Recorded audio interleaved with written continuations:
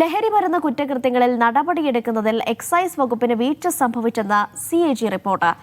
1596 കേസുകളിൽ NDPS പ്രകാരം കേസെടുക്കാനുള്ള വകുപ്പുണ്ടായിട്ടും നടപടിയെടുത്തില്ല. ഒരു ജില്ലയിൽ നിന്ന് മറ്റൊരു ജില്ലയിലേക്ക് കള്ളു കൊണ്ടുപോകുന്നതിനുള്ള അധിക പെർമിറ്റ് ഫീസായി 8.31 കോടി രൂപ ഈടാക്കുന്നതിൽ വീഴ്ചയെന്നും റിപ്പോർട്ടിൽ പറയുന്നു. രജീഷുണ്ട് വിവരങ്ങൾ നൽകാനായി. രജീഷ്, എന്താണ് CAG റിപ്പോർട്ടിലെ കണ്ടെത്തലുകൾ?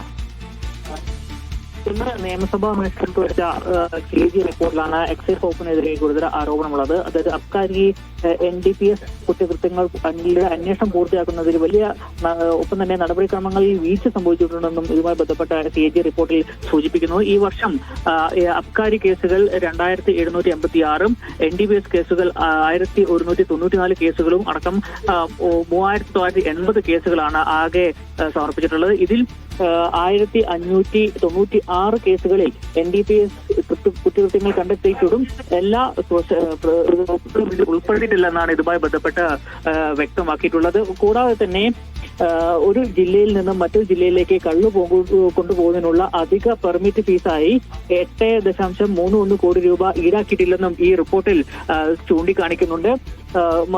ഒപ്പം തന്നെ ഡയറക്ടർ ബോർഡിന്റെ പുനർസംഘടനയുടെ മറവിൽ വിദേശ മദ്യം ലൈസൻസ് കൈമാറ്റം ചെയ്തത് മൂലം 0.64 കോടി, അതായത് 64 ലക്ഷം രൂപയുടെ കുറവ് ചുമത്തിയിട്ടുണ്ടെന്നും ഇതുമായി ബന്ധപ്പെട്ട് വ്യക്തമാക്കുന്നുണ്ട്. എന്തായാലും എക്സൈസ് വകുപ്പിന്റെ കൃത്യമായ വീഴ്ച തന്നെ ഇതുമായി ബന്ധപ്പെട്ട് CAG റിപ്പോർട്ടിൽ ചൂണ്ടിക്കാണിക്കുന്നുണ്ട് എന്നാണ് എടുത്തു പറയേണ്ട ഒരു കാര്യം. ഇന്ന് നിയമസഭാ മേശപ്പുറത്ത് വെച്ച CAG റിപ്പോർട്ടിലാണ് ഇക്കാര്യം വ്യക്തമാക്കുന്നത്. ശരി, രജീഷാണ് വിവരങ്ങൾ നൽകിയത്.